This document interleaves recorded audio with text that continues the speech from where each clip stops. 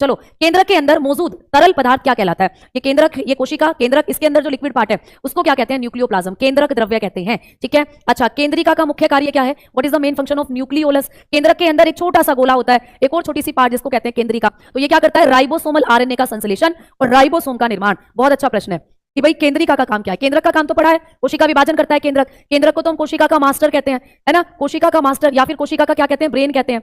ये दोनों नाम केंद्रक के हैं। अब केंद्रक में ही अंदर मिलती है केंद्रिका, तो ये राइबोसोमल आरएनए का संश्लेषण और राइबोसोम का निर्माण करती है। अच्छा, कौन सा कोशिकांग प्रोटीन और लिपिड को पैक, संशोधित और वितरित करता है? तो भाई पैकिंग की बात आती है तो गोल्गी बॉडी, जिसको ट्रैफिक पुलिस भी कहते हैं, आप जानते हो। ठीक है, क्लियर? मैम जी एग्जाम में आपको ले जा सकते हैं, ये थोड़ा सा गलत हो जाएगा कि मुझे नहीं ले जा सकते। मैंने कहा ना कई बार कि एग्जाम में दो चीजें अलाउ हैं, एक तो आपका दिमाग और एक एडमिट कार्ड। एडमिट कार्ड और अपना दिमाग लेकर ही तुम पेपर देने जा सकते हो। ठीक है, चलो, कोशिका झिल्ली की संरचना से संबंधित तरल मोज़ेक मॉडल किसने प्रस्तुत किया था? तो बहुत अच्छा प्रश्न, सिंगर और निकोलसन ने। इन्होंने कहा था कि जैसे कि जो कोशिका झिल्ली है वो दो परत वाली होती है, बाइलेयर्ड होती है, और उसमें प्रोटीन और लिपिड की जो परत है वो दोनों लिक्विड के चारों तरफ फैली होती है। ठीक है, अब देखो जीव द्रव्य का नाम किसने दिया? तो आप बताते हो पुरकिंजे ने दिया था जीव द्रव्य। ठीक है, एक कोशिका के अंदर जो साइटोप्लाज्म, न्यूक्लियोप्लाज्म होता है उसी को मिलाकर बनता है जीव द्रव्य।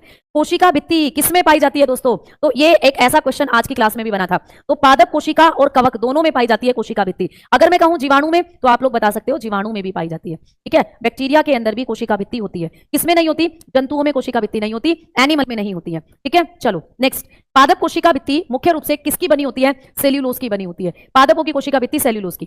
कोशिका झिल्ली किसकी बनी होती है? लिपिड और प्रोटीन की बनी होती है, जिनको हम लोग लिपोप्रोटीन भी कह देते हैं, लिपोप्रोटीन। ठीक है, या आप लोग बता सकते हो फॉस्फोलिपिड भी कह देते हैं, फॉस्फोलिपिड। तो आप लोग बताते हो कि कोशिका भित्ति लिपिड और फॉस्फोरस की बनी होती है, लिपिड और प्रोटीन की, या इसको हम लोग फॉस्फोलिपिड भी कह सकते हैं।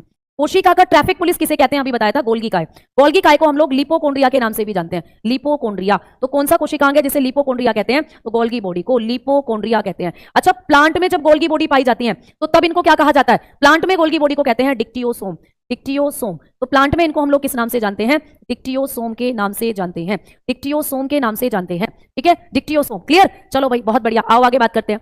वर्णांत लवक किसमें रंग प्रदान करता है? यानी कि क्रोमोप्लास्ट। क्रोमोप्लास्ट पिगमेंट जो है ये किसमें पाए जाते हैं? फूल और फल। तो फूल और फल जो रंग बिरंगे होते हैं ये क्रोमोप्लास्ट की वजह से ही होते हैं। ठीक है, क्रोमोप्लास्ट की वजह से ही होते हैं। क्लियर है ना? चलो, अब बात करते हैं कि डीएनए किस कोशिकांग में पाया जाता है। तो हमने बात करी केंद्रक में तो होता ही है, माइटोकॉन्ड्रिया में होता है और हरित लवक में होता है। ठीक है, तो कोशिका में ये तीन ऐसे भाग हैं जहां डीएनए पाया जाता है। ठीक है, क्लियर? चलो, कोशिका द्रव और केंद्रक द्रव को मिलाकर क्या कहा जाता है? जल्दी बताओ भाई। ठीक है, अच्छा ठीक, जल्दी बताओ कि कोशिका द्रव और केंद्रक द्रव, ठीक है क्लियर? जल्दी से बताओ, कोशिका द्रव और केंद्रक द्रव जो है ये दोनों मिलाकर कहे जाते हैं प्रोटोप्लाज्म।